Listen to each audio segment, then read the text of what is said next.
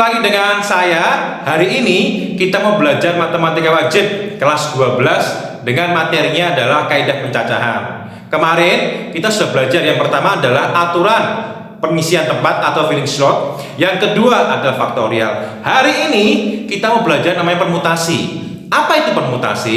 Permutasi adalah banyak cara susunan yang dapat dibentuk dari suatu kumpulan objek. Bisa diambil seluruhnya atau sebagian dengan memperhatikan urutan. Ingat, permutasi urutan sangat penting sekali.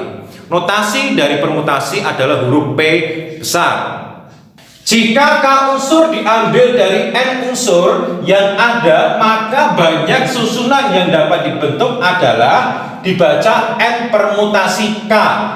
Dituliskan dengan NPK sejajar seperti ini, atau P dalam kurung N, K, atau P N-nya di atas, K-nya di bawah. Kalau saya lebih suka pakai tanda simbol yang seperti ini.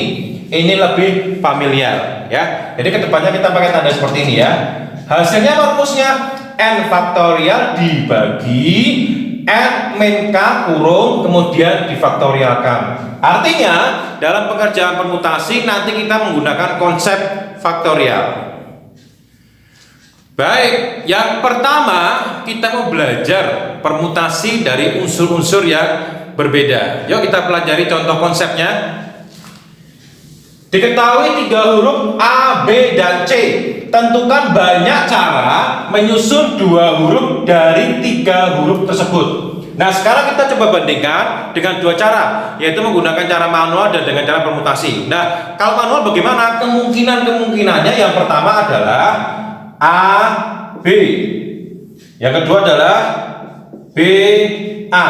Ingat, permutasi A, B, dan BA itu dianggap berbeda karena berhubungan dengan kedudukan, dengan posisi. Jadi tidak boleh dianggap sama. Selain A, B, BA berarti ada AC, kemudian CA, setelah itu ada BC, ada CB. Ini semua berbeda atau tidak sama. Nah, sekarang kalau kita menggunakan cara permutasi bagaimana? Sekarang kita lihat jumlah hurufnya berapa? Jumlah hurufnya 3. Berarti N-nya itu ada 3. Terus kita ngambilnya berapa huruf? 2. Berarti kalau ngambil itu adalah K-nya. K-nya apa K-nya? K-nya sama dengan 2. Sehingga kalau kita menggunakan rumus permutasi dapat permutasi NK. Berarti sama dengan permutasi 3 2. Berapa hasilnya? 3 faktorial dibagi 3 min 2 difaktorialkan. Sekarang kita hitung. Berarti sama dengan 3 faktorial dibagi 3 kurangi 2 1. 1 faktorial. 3 faktorial berapa? Dijabarkan nih.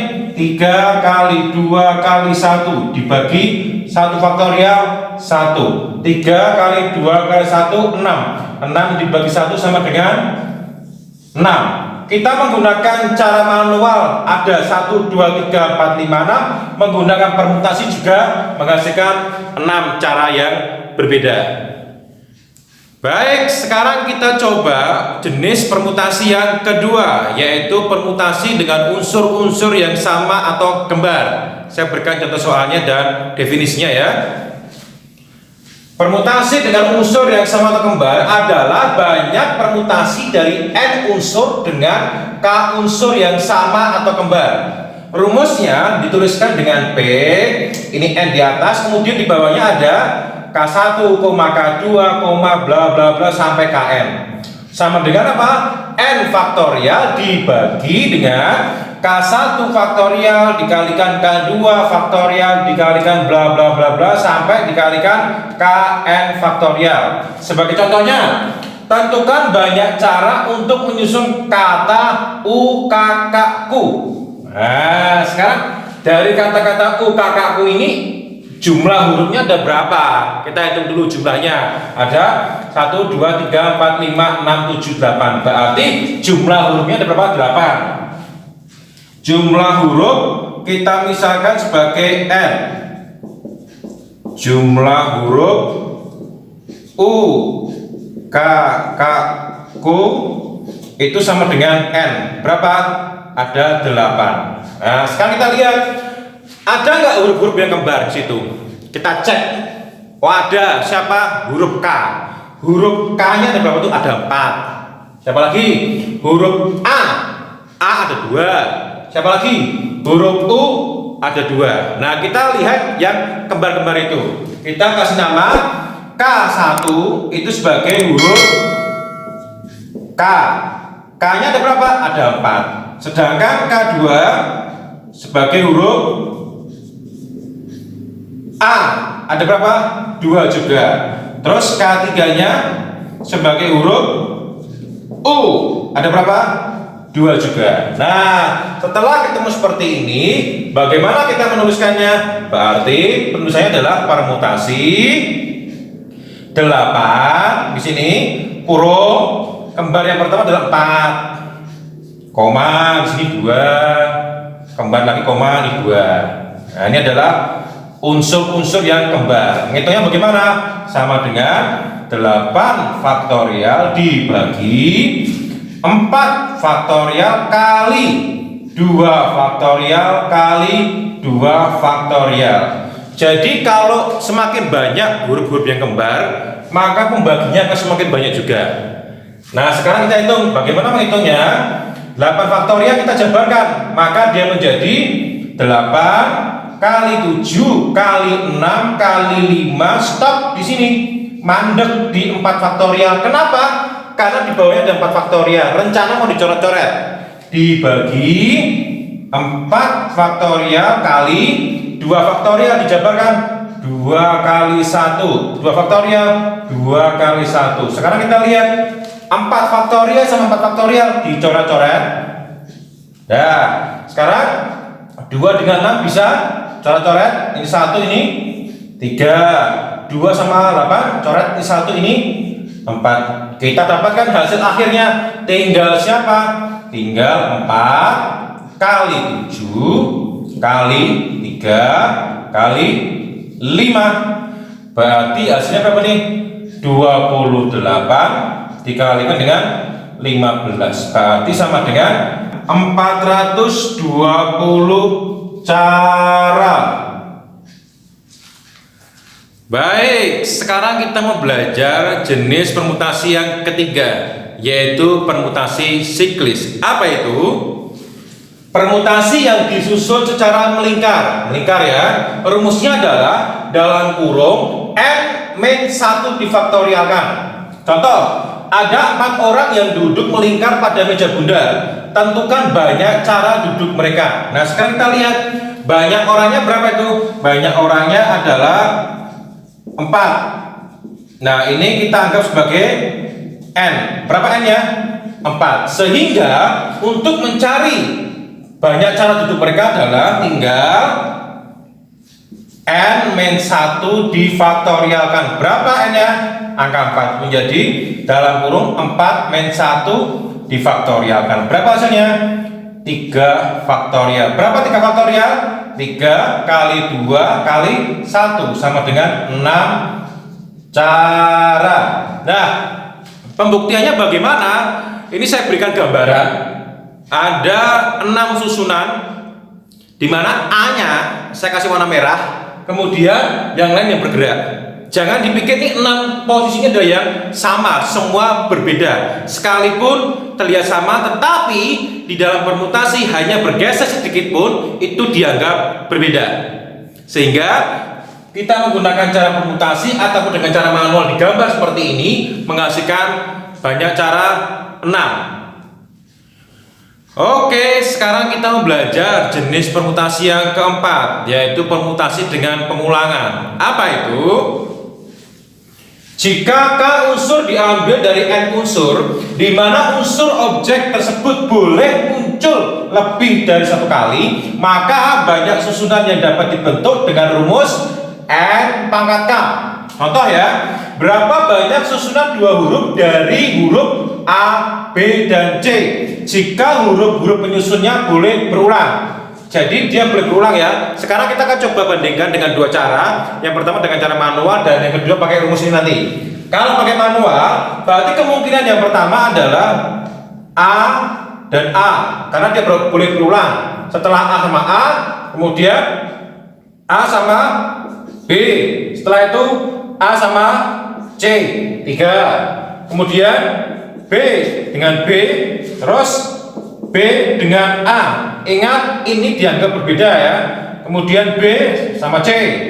Yang terakhir ada C dengan C, kemudian C dengan B, kemudian C dengan A. Sekarang kita hitung ada berapa kemungkinannya? 1, 2, 3, 4, 5, 6, 7, 8, 9. Ada 9 cara susunan. Nah sekarang kita gunakan ini, apakah hasilnya sama? Sekarang kita lihat berapakah banyak hurufnya. Banyak hurufnya ada 3 banyak huruf. Di sini kita misalkan sebagai N. N-nya berapa? 3. Kemudian ngambilnya ada berapa huruf? 2. Berarti K-nya sama dengan 2. Dengan begitu kita bisa pakai rumus N pangkat K. N-nya berapa? 3. 3 pangkat 2 sama dengan 9 cara. Sehingga dengan cara manual kita dapat 9, dengan menggunakan rumus juga 9 cara yang berbeda. Baik, setelah kita belajar 4 jenis permutasi, sekarang kita mau belajar satu contoh soal mengenai persamaan permutasi. Yuk kita belajar. Diketahui P N2 sama dengan 72. Berapa nilai N? Kalau ketemu seperti ini berarti kita gunakan konsep permutasi. Permutasinya bagaimana? Berarti ini sama dengan N faktorial dibagi dalam kurung N min 2 difaktorialkan sama dengan 72. Setelah kita menggunakan konsep permutasi, nah sekarang kita gunakan konsep faktorial untuk mencari nilai N yang memenuhi. Di antara penyebut atau pembilang ini, kira-kira mana yang harus dijabarkan, mana yang harus diam. Cluenya adalah kalau yang dijabarkan adalah yang paling gede, yang bertahan adalah yang paling kecil. Yang paling gede mana? Yang N faktorial. Kenapa kok N faktorial? Karena setelah N faktorial kita jabarkan N, maka setelah itu N-1, setelah itu N-2 difaktorialkan, mandek. Nah, jadi yang kita jabarkan yang atas baru dibagi dengan N-2 difaktorialkan. Kenapa yang atas mandek sampai sini? Supaya tujuannya bisa coret-coret dengan di bawah. Dicoret, dicoret. Sama dengan 72. Tinggal N kali N-1 sama dengan 72. Sekarang kita kalikan silang ini. N kali N kemudian N kali -1. Berarti menjadi N kuadrat min N. 72 pindah ruas menjadi negatif 72 sama dengan 0. Setelah ketemu persamaan kuadrat, maka kita faktorkan. Faktorkannya bagaimana? Buat dua kurungan, ini dikasih huruf N, ini huruf N. Cari dua angka. Cari dua angka, kalau dikali minus 72, sedangkan kalau ditambah itu minus 1. Nah, kita coba-coba. Kemungkinan ini angka 9, ini angka 8. Tinggal pilih plus nilainya mana? Kalau yang plus kemungkinan yang ini min, ini yang plus. Kenapa? Karena min 9 kali 8 min 72. Kemudian min 9 ditambah 8 sama dengan min 1. Berarti ini jawabannya. Taruh sini, min 9 sama plus 8. Setelah ada seperti ini, maka N min 9 sama dengan 0. Min 9 pindah ruas menjadi 9 atau N plus 8 sama dengan 0. 8 pindah ruas menjadi min 8. Nah sekarang ada dua jawaban. Kira-kira N-nya yang memenuhi yang mana? Bagaimana caranya? Kembalikan ke atas. Kalau N-nya diganti 9, maka menjadi 9 faktorial dibagi 7 faktorial. Betul, karena faktorial adalah bilangan asli. Sedangkan kalau min 8, taruh sini min 8 faktorial. Di dalam faktorial definisinya tidak boleh bertanda min, tetapi bilangan asli. Sehingga yang memenuhi adalah yang 9. Jadi N yang memenuhi adalah 9. Demikian pemaparan untuk 4 jenis permutasi yang ada. Hari ini kita belajar yang pertama, permutasi dengan unsur-unsur yang berbeda. Yang kedua, permutasi dengan unsur-unsur yang kembar atau sama. Yang ketiga, kita belajar permutasi siklis. Yang keempat, kita belajar permutasi dengan pengulangan. Saya berharap untuk pemaparan materi dan contoh-contoh soalnya mudah dimengerti dan anak-anak nggak kebingungan mau menggunakan permutasi yang apa. Jangan lupa tetap dukung channel ini dengan cara like dan subscribe YouTube-nya.